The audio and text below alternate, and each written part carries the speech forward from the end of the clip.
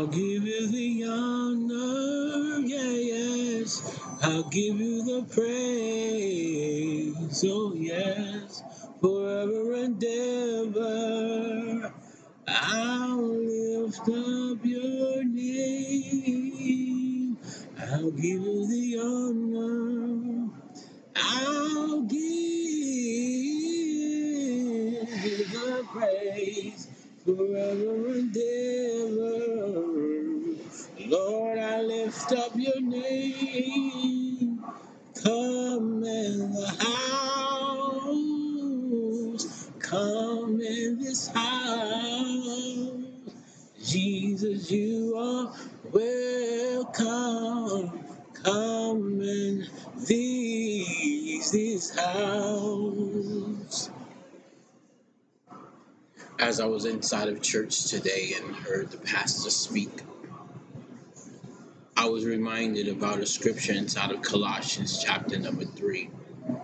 And it says, "And let the peace of God rule in your hearts, to which also ye are called in one body, and be ye thankful." Even as this season approaching, many times you cannot see special loved ones or some people, even myself, I'm stuck at work and I'm working to make sure other families are provided for, fed on Thanksgiving. Sometimes I feel I don't have enough time to be even with my immediate family. And sometimes that can look like you got isolation. But more than anything, I find myself, the closer and closer I get to God, to understand the people who He has placed around me. And that's why I wanted to take this special time to tell any and everybody that I appreciate you, I love you, and thank you.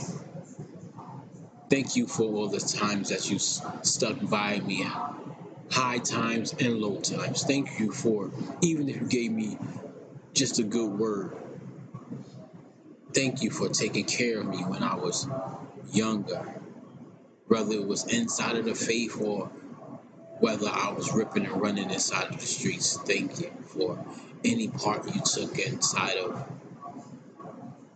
this blessed life that God has given unto me. For He alone said inside of His word that before I was in my mother's womb, He knew me and He had predestined me. And because God has predestined me, then that means that any and everything that happened along the path, even for me to make it where I am today, that God had to know. Even though I wish a lot of different things never happened, but the grace of God helps me to understand that He is in full control. And so I wanted to take the time just to say thank you. I love you and I appreciate you, and I wouldn't trade the world for you. As my previous pastor used to say, I love you with the love of the Lord, and there ain't a thing you can do about it. And I just want you to know I'm happy to be saved. I'm happy to be a Christian.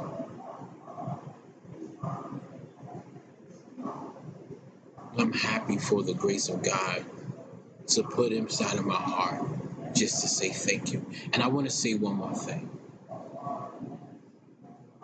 If I have harmed you or offended you in any way, I'm asking with all my heart in open form that you forgive me.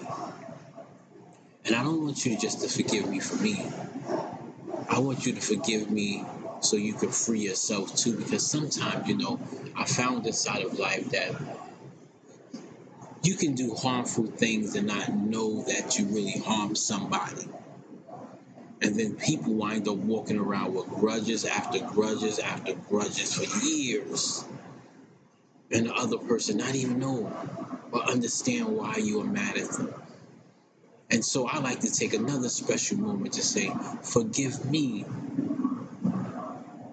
for doing something wrong or saying something wrong or being part of something that was wrong. And I pray that the grace of God free your heart and mind.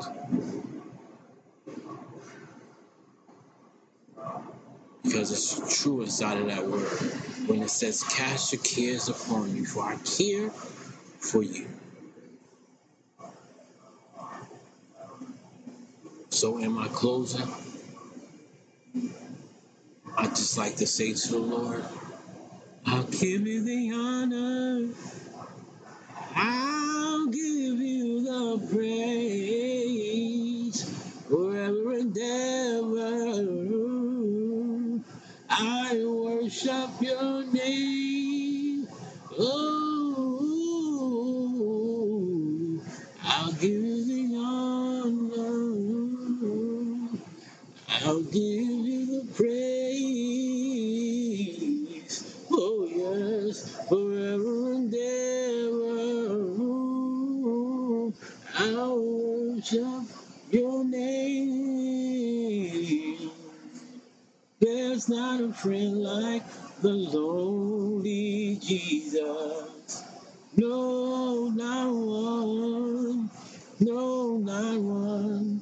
None that can heal all my soul diseases. No, no one. No, no, no, not one. Jesus knows all about your troubles. He will guide us till our day is done. This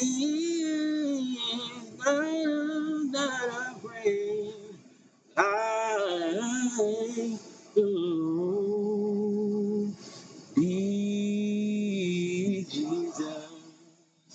No, no, no, no, no, no, no, no, no, no, no, no, no, no, no, no.